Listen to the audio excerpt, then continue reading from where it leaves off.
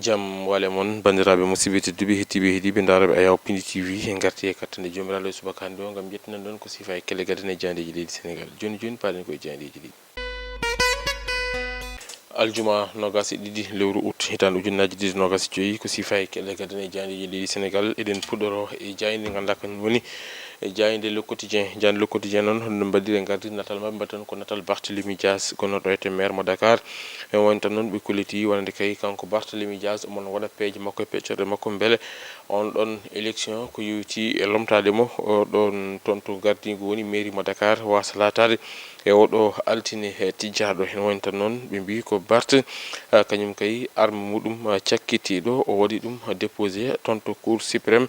gam wawde wadde empêché wadde hadde tan gonɗon sumgo wadde ɗum e oɗo altine e paaɗo e wiide jayde nde musidɓe men janiyankoɓe garti ha toon to woni banggue rewo leydi ndi toon to diwan mo Matam e toon to falde nde Bakel ɓe kolliti toon wonande kay oɗo saaha joni koye kulhuli mawɗi wona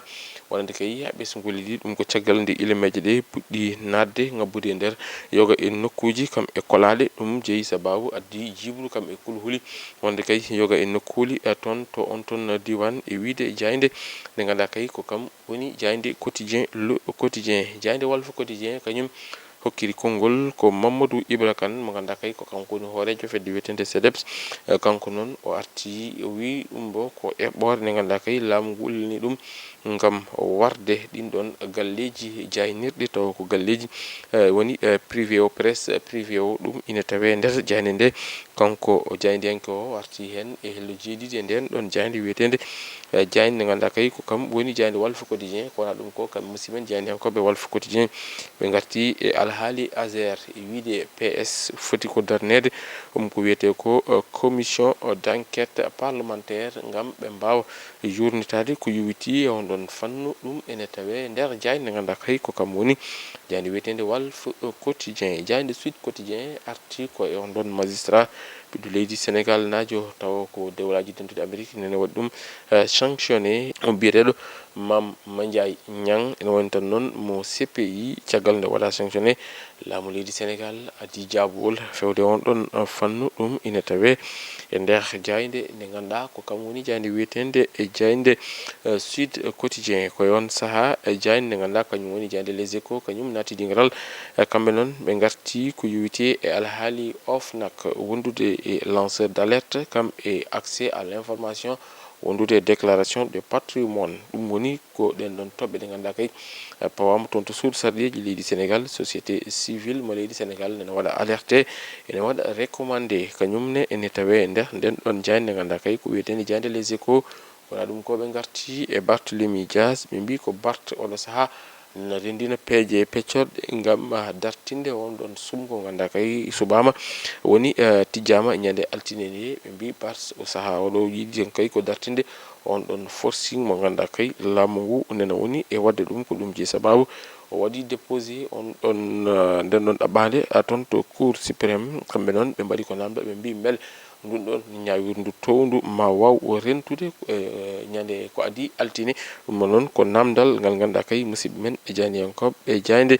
Les Échos waɗi ɗum e dardidi e natal muɗum jayde Source A arti e on ɗon sanction mo ganda kay ɓiɗɗo leydi Sénégal najo avocat walla mbiyen magistrat toon to cour pénal international waɗama ɗum ko wiyete ko sanctionné ene woni tan noon ko ɗum jeeyi sababu ɓe mbi Dakar kañum nena namdi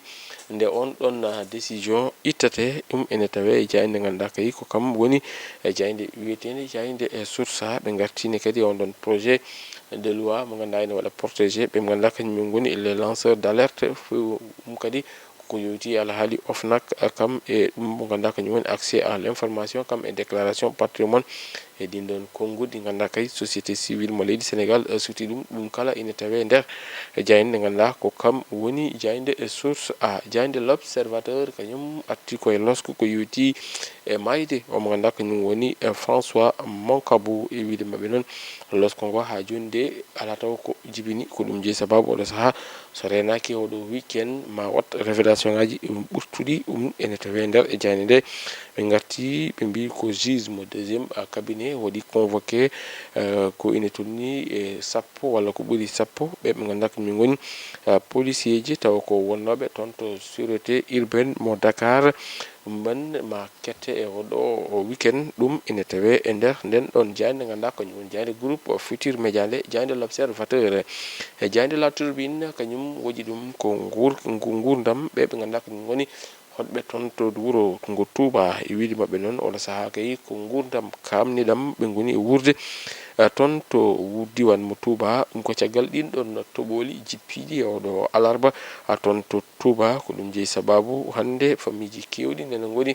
wurde ko hamni e toon to gonton wuro ɓe kollitini wonde kay hani e on ɗon bassin mo ganduɗa kay ine tawe toon to Darou Marnane ɗum kala ɗin ɗon dégage ɗi ganduɗa kay e waɗi ɗum fewde ɓen hoɗɓe ɗin ɗon saraji ɗum jeeyi sababu ummon gurdam man mo saaha joni ne hamni toon to wurtude ngo Touba ko wona ɗum ko musidɓe men jayniyankoɓe ɓe garti e Barthélémy Dias mo ganduɗa kay joƴini nden noon ɗaɓɓade toon to Cour suprême kadi ne ɓe garti e mo ganduɗa kañum woni jayniyanke o Doudou Coulibaly mo ganduɗa kay nena waɗa sous mandat de dépôt ɗum ine tawe e nder jayde nde ganduɗa ko kam woni jayde la tribune jayde nde ganduɗa kañum woni jayde l'évidence kañum article goɗɗo mo ganduɗa ko badanoɗo sous mandat de dépôt o mo ganduɗa kañum woni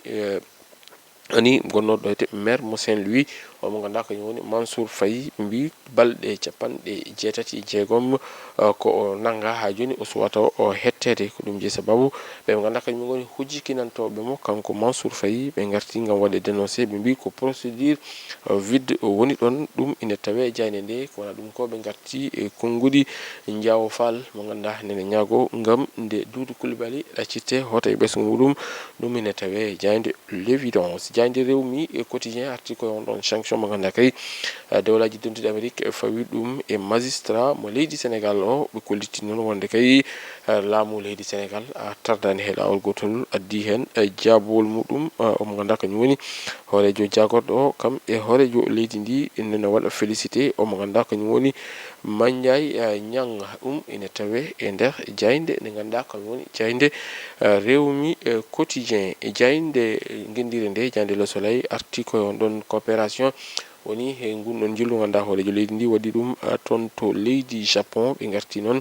e ɗen ɗon eɓɓoje ɗe ganduɗa kay e sifama toon ɓe kolliti formation professionnelle kam e transparence des compétences